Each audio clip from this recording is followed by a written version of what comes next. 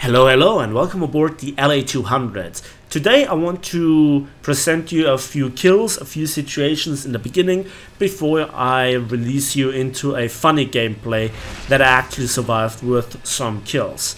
The LA200 is the new Soviet 8.0 jet fighter, and it's a very unique Soviet jet fighter because it has three 37mm guns, it has two engines, two pilots, and is twice as big as any other jet fighter in the game.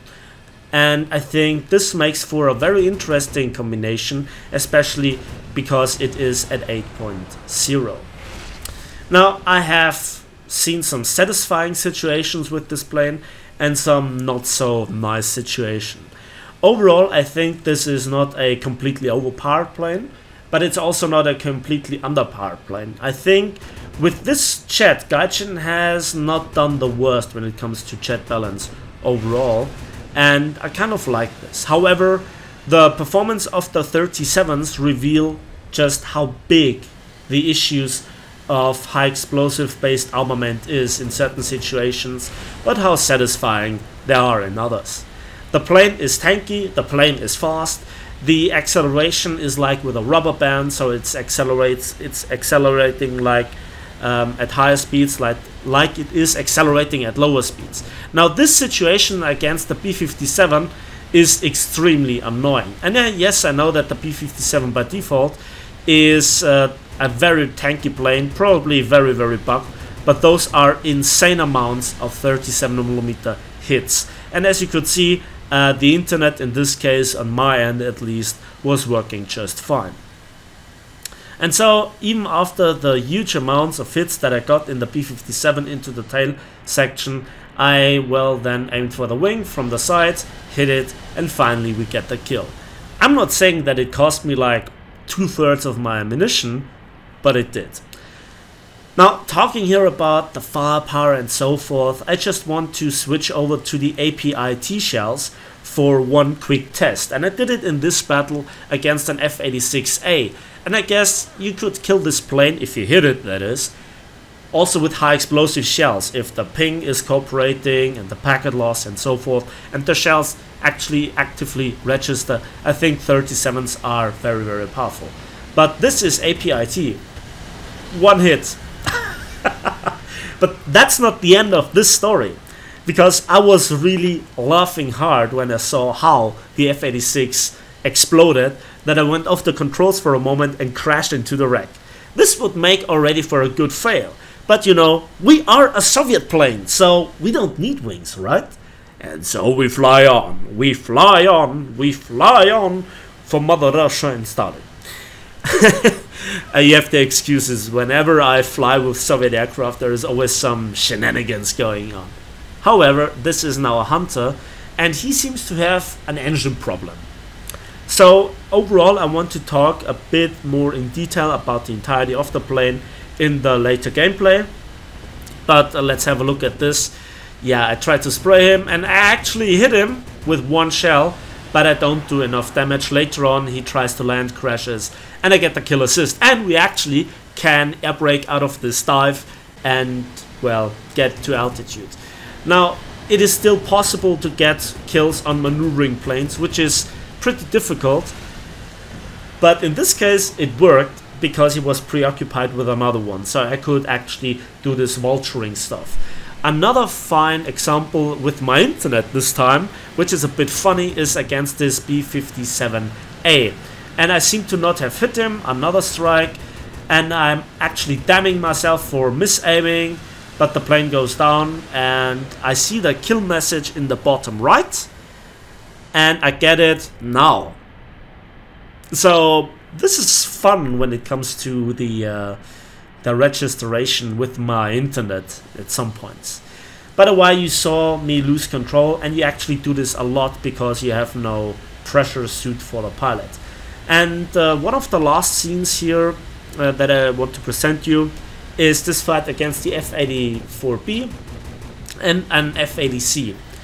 And he hits and he goes immediately down but pulls up again after a big hit, and I definitely have hit the engine, so I think he's actually down. I want to secure the kill, and I turn around, and well, he turns into me, avoiding also another player. I lose control again from this very short turnaround, and I checked my crew. It's not the worst crew. I see another American plane trying to get into a head-on. I saw him. I pull up in expectation. It's on P-80, and he foolishly goes into head-on. The aim is right, and he completely disintegrates with multiple 37mm hits. I check the stat card, and just as I do that, just in a moment, the F-84 goes down and I get a double strike. So those were the good parts. Now, this here is another gameplay on Korea that I wanted to show you while I hopefully have enough time to talk you through the plane. So again, the distinct feature of this plane is that it has two engines. That gives it a good power output in the long run, but in the short run the acceleration is not as good, and smaller fighters, even at lower battle rating, can out-accelerate you, and you cannot accelerate away from them. So if you miscalculate, you're trapped. Much like a P-47 versus a Zero. That's a good example. Now, the armor of the plane, well, there is none. None at all. But the X-ray reveals that the 37mm cannons are mounted on the fuselage. If you are on the bottom side of the fuselage, and if you are an experienced Soviet pilot, you are used to this from your MiG-9s, MiG-15s, MiG-17s, and the LA-17 before that, which has three 23mm guns, and you upgrade to three 37mm. So you need to get the aim right, but I think it's doable in the normal jet fight, and we are talking here, you know, about muzzle velocities that are actually not that high. For example, for the armored targets, it's just 670 meters per second. For the air targets, I think it's a bit higher, but not that much. So if you think this is a insane upgrade above the 23s, they don't behave like Hispanos, they don't behave like 50 cals at all. But again, I don't think that I tell you anything new when it comes to experienced pilots that fly Soviet jets, you know, at least a mix. So if you get the aim right, how does the plane fly? Well, it's great at 8.0, especially if you're top tier. You can boom and zoom the enemies, you can, well, energy fight them, and you know, every plane has its unique character, but it really reminds me a little bit like a P-47 when it comes to props. Or I guess another example would be the Do 335 B2, and because of the two engine arrangement, because of the size of the planes compared to other jets, and the sluggishness to a certain degree. Of course, it doesn't have a broken flight model, damaged flight model, but you really feel that the plane is very, very heavy. Now, back to the armament. You have no backups in terms of rockets and or bombs, so you just have the 337mm. And they have a 150 rounds of ammunition between them. And to be honest, that is more than you actually think it is. Now, if you fire them away like 20mm or, you know, 23mm, of course, this seems low. I know this is not a real kill, but you know, he troll squatted, so I take the kill. I'm not even sorry. Kill is a kill. The thing about those 150 rounds is that you have not an insane high rate of fire. So you actually have enough time for some good long bursts, but you shouldn't do them because the shells then get very inaccurate.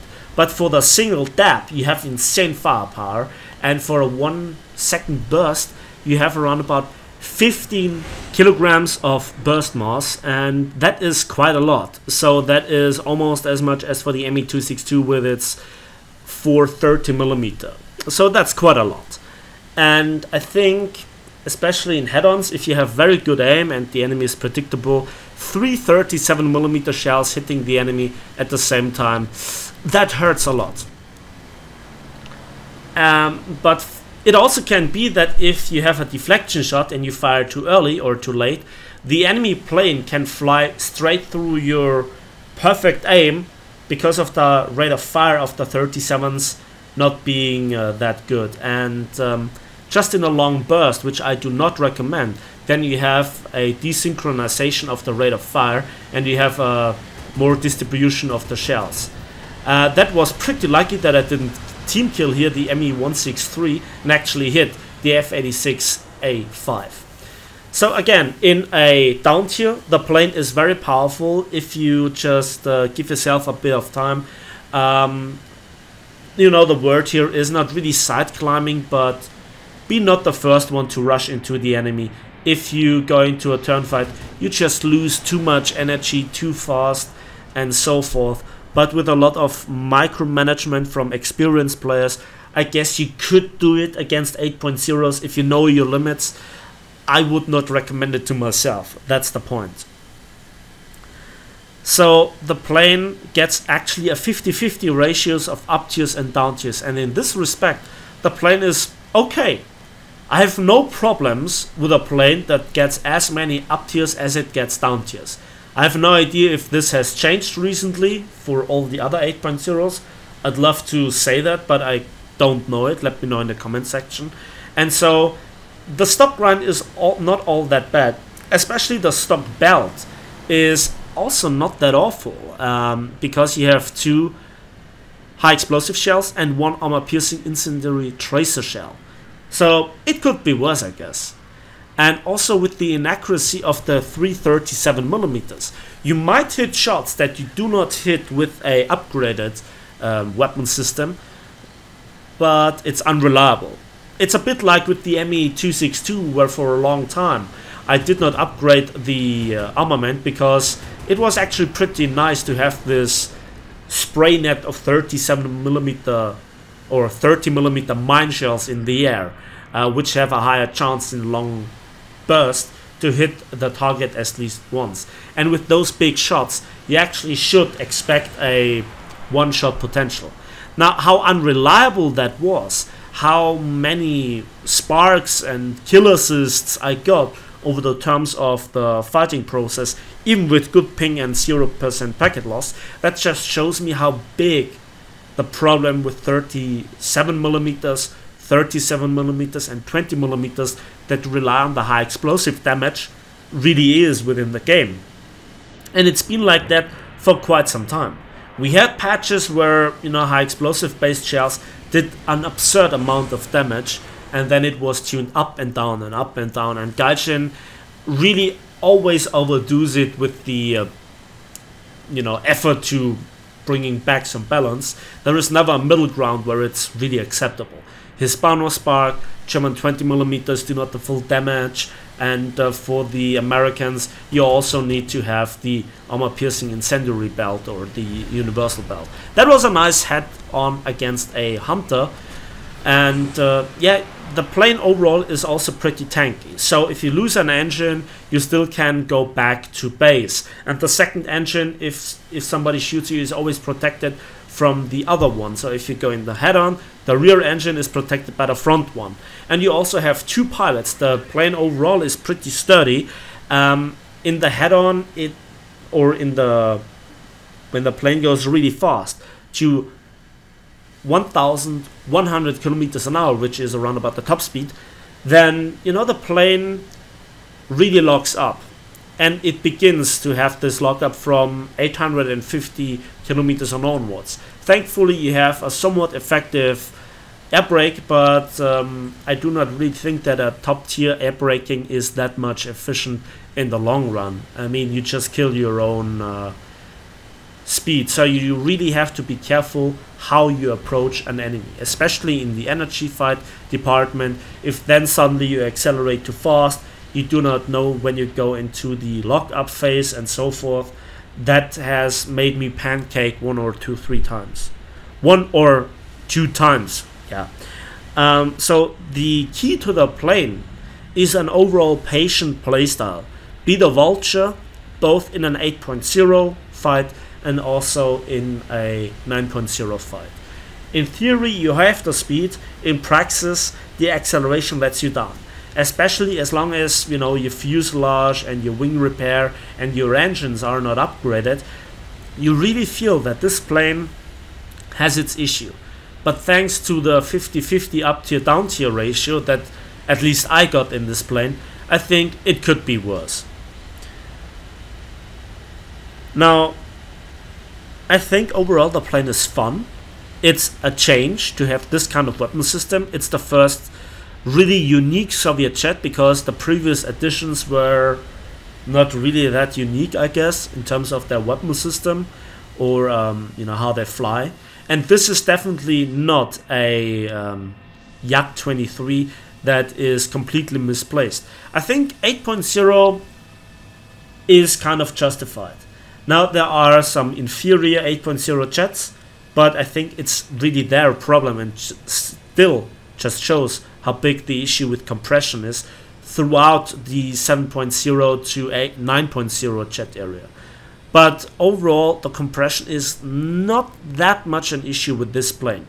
It can take a little bit of damage. It can return to base under the right circumstances. Don't turn fight with this plane, and just pick the fights when they are in your advantage, because to shoot at unaware targets when you have such low velocity cannons and also the slow rate of fire, it makes it tricky in a turn fight. I tried it very often, and it's just really not that easy to correct your aim in such a big and heavy plane.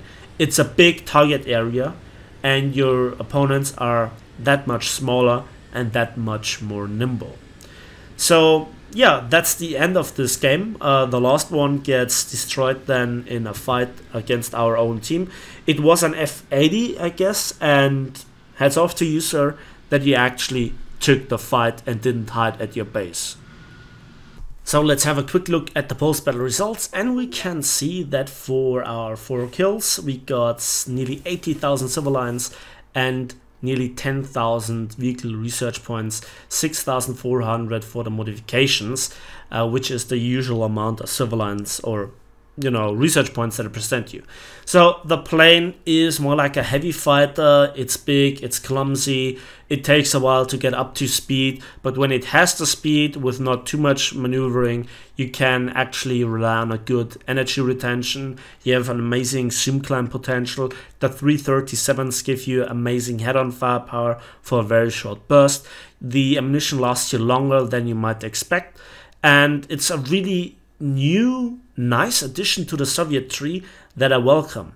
It's not horribly misplaced in terms of battle ratings like some other jets, and overall, I have to say, despite some of the issues, I had fun playing this plane, and I think this is, after the LA-15, the second unique jet, and especially when you have flown the first MiG-15, you have all the 3 major jets in the game that have their unique flavor. So that's it for me today. So thanks for watching, thanks for listening. Please give this video a like if you did, subscribe if you want to see more, and we'll see each other in the skies of War Thunder.